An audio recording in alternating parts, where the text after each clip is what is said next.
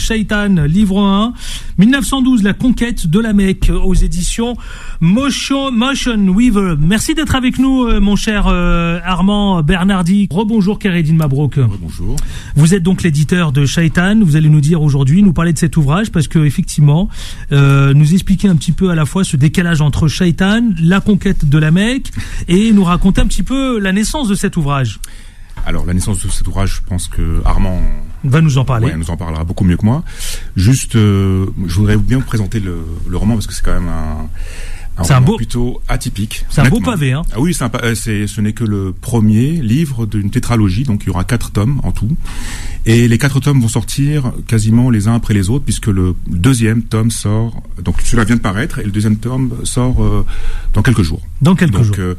Allons-y. Shaitan, en fait, c'est une saga, et c'est pour moi la clé manquante pour comprendre d'un point de vue métaphysique la géopolitique actuelle, notamment au Moyen-Orient.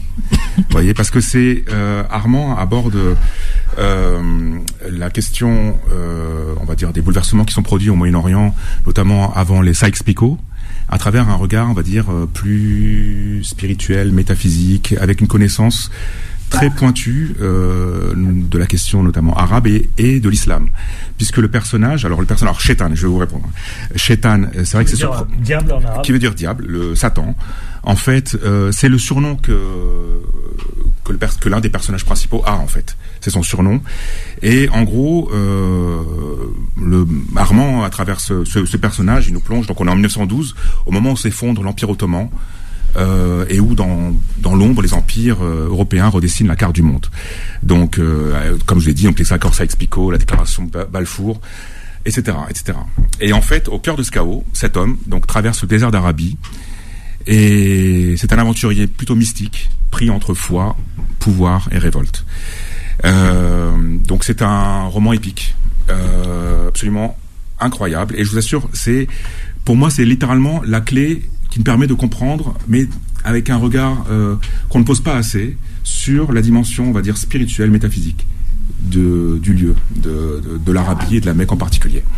Donc voilà. Merci pour cette présentation, Khaireddine Mabrouk. Justement, c'est proche de... Vous adhérez, Armand, à ce que vient de dire votre éditeur. Comment vous vous êtes laissé embarquer justement dans cette saga ? J'ai passé ma vie, j'ai 70 ans passés. J'ai passé ma vie dans le cinéma. J'ai travaillé dans le cinéma, comme réalisateur, comme directeur de production, etc. J'ai tourné pas mal de petits films, de documentaires dans le monde musulman. Moi-même, je suis né en Tunisie. Et comme j'ai beaucoup fait d'études ésotériques, évidemment, j'ai traité tout le fondement de toutes les religions de l'histoire humaine. Et celle-ci, l'islam, vient en dernier de façon chronologique. Elle récapitule tous les autres. Il n'y a que à lire le Coran pour comprendre, en ayant l'esprit ouvert. Et donc voilà, j'ai été amené à énormément d'affection pour le monde arabe en général. Et je me suis centré sur l'Arabie, avec la Mecque, etc., pour des raisons purement ésotériques. Tout à l'heure, Khaireddine a mis le point sur l'aspect spirituel. Oui, c'est de l'ésotérisme dans lequel je suis très versé, tout en ayant largement les pieds sur terre. Et en même temps, c'est de la politique, parce que je considère, enfin, je ne suis pas le seul à considérer que l'ésotérisme vient au-dessus de la politique. Dans toutes les grands événements politiques du monde, il y a toujours derrière un aspect ésotérique, un aspect métaphysique, donc, qu'il faut connaître pour comprendre ce qui s'est passé. Pour terminer là-dessus, je crois que la qualité des livres, c'est que c'est en même temps des histoires très grand public. Mmh. Alors dites-moi, vous êtes spécialisé justement spécialisé dans les démarches spirituelles. Ce titre, est-ce que c'est un titre volontairement provocateur quand on l'intitule justement Shaitan, qui se veut d'ailleurs la saga de 4 romans consacrés aux forces diaboliques qui façonnent notre époque, comme vous le dites si bien. Ouais. Alors, si je veux faire une réponse extrêmement courte, mais un peu brutale, il est rappelé sans arrêt en islam que c'est pas du diable il faut avoir peur, c'est de Dieu. il y a plusieurs textes là-dessus, dont ceux d'une sourate qui dit ce n'est pas de Shaitan dont il doit avoir peur, c'est de moi. Donc ça c'est la théorie.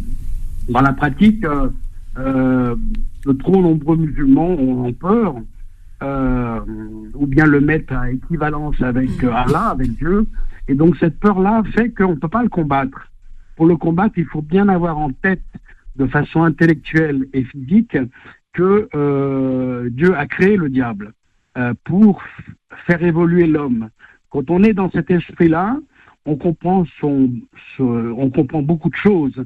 Voilà, c'est le livre tient autour de ça. Alors évidemment, au tout début, plein de gens ont eu peur de ce titre dans le monde musulman. Donc je leur ai répété, j'ai répété ce que je viens de vous dire, et effectivement maintenant ça a pris. Maintenant ça a pris beaucoup de gens d'origine musulmane ou musulmans eux-mêmes ont compris ce discours-là.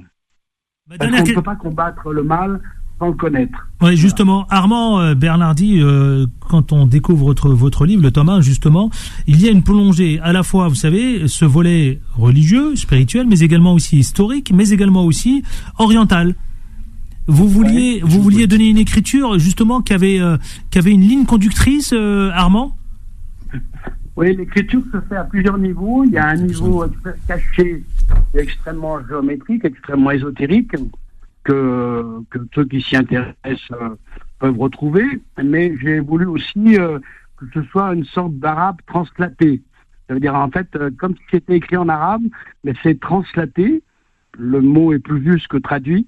En langue française. C'est-à-dire qu'il y a des tournures de phrases, il y a des idées, il y a des façons de s'exprimer purement arabe. Donc ça donne quelque chose d'assez élevé d'un point de vue métaphysique, puis en temps très drôle, plein d'humour. Mais c'est un humour qu'on retrouve aujourd'hui chez des jeunes de banlieue.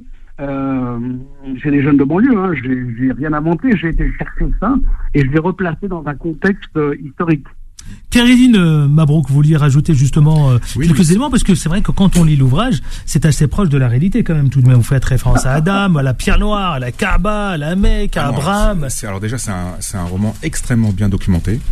Qui est proche de la réalité. Bien entendu. Non, c'est romancé, mais c'est réel. Alors, il y a plusieurs niveaux de lecture. Donc déjà, il y a une dimension géopolitique, pour ceux que ça intéresse, comme je disais tout à l'heure, c'est quand même les prémices de Sykes-Picot et de la déclaration Balfour. Donc en fait, on ressent tout ça dans le tome 1.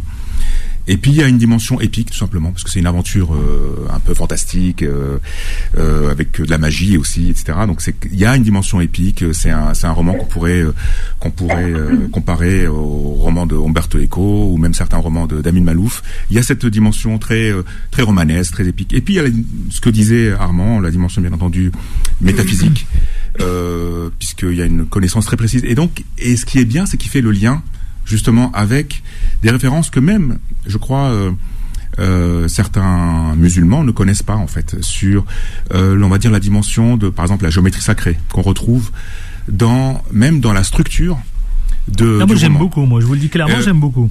D'ailleurs, en parlant de géométrie sacrée, il y a un petit cadeau pour les lecteurs, c'est qu'à la fin, il y a un QR code et il récupère. Armand a gentiment ajouté un codex pour justement décrypter toute la dimension, on va dire, ésotérique qui se trouve dans le roman. Parce que certains vont le lire simplement comme un roman d'aventure, point. Mais ils vont découvrir une quinzaine de pages supplémentaires où les secrets qui se glissent dans le roman apparaîtront. Ça donne envie. Voilà. Ça se lit très bien. Alors pour l'instant, ça se lit très bien et ça se lit tout seul. Ah, merci. Tout seul. Je vous le dis clairement, ça se lit tout seul. Franchement, les amis auditeurs, si vous voulez vous le procurer. Il est disponible sur Amazon pour l'instant. Sur Amazon. Voilà, il sera bientôt en ligne. Allez-y, chers amis auditeurs. Voilà, c'est le livre 1, merci. Ouais. 1912, La conquête de la Mecque. Absolument. Shaitan, retenez bien les amis auditeurs, livre 1, 1912, La conquête de la Mecque, il se lit très très bien. C'est un gros pavé, mais ça fait pas peur. Pour les lecteurs, pour ceux qui ont déjà procuré le livre 1, le livre 2 sort très bientôt. Allez-y, allez lire le livre 1 et ensuite il y a le livre 2 qui sort bientôt.